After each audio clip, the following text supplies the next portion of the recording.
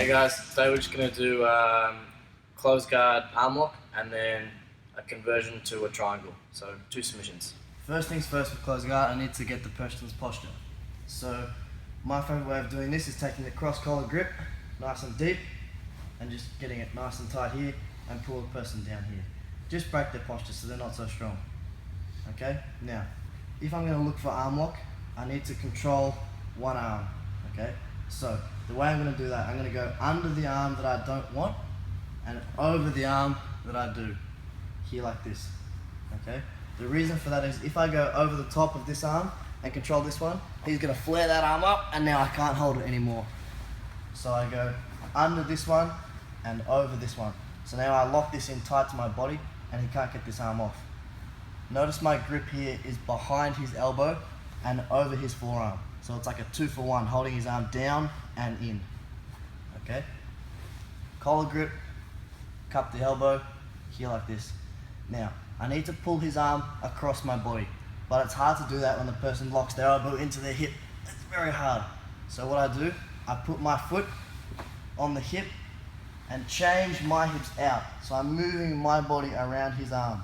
Now his arm's across my body, okay?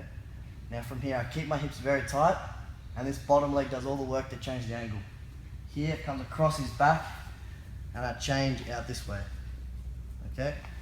Here to here. Now I keep his head pushed away with my collar grip, and my top leg comes over to finish. Now I control the wrist, here, pull down, hips up.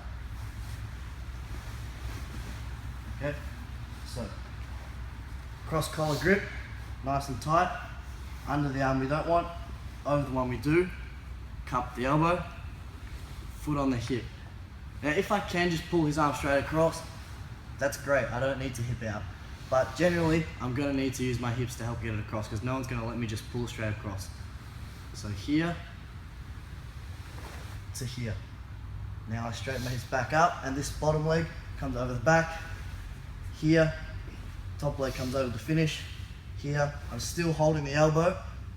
Now I go to the wrist, down, thumb up, and hips up to finish. Okay, so in full speed, it looks something like this.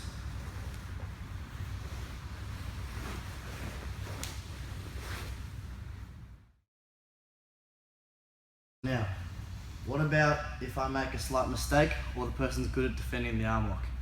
Okay, so we're going to go over the same thing, collar grip, under the arm, over the elbow, here, all the same, here.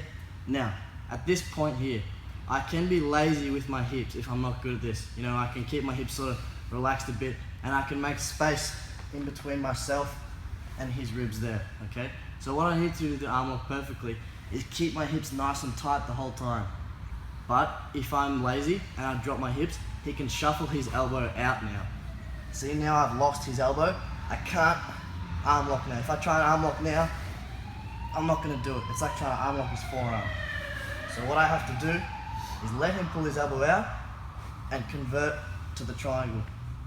Push this arm in, catch my shin, foot on the hip, take the angle, and finish. Okay? So, in more detail. Collar grip, under, over, hips out, arm across, and now he starts to shuffle his elbow out. Okay, now I've realized I'm not going to be able to arm lock him.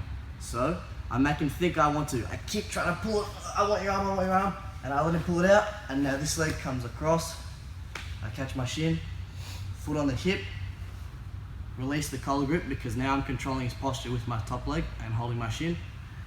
Pull this arm across, here, change my angle, lock the triangle to finish, and hips up. Okay, so in full speed, it looks something like this.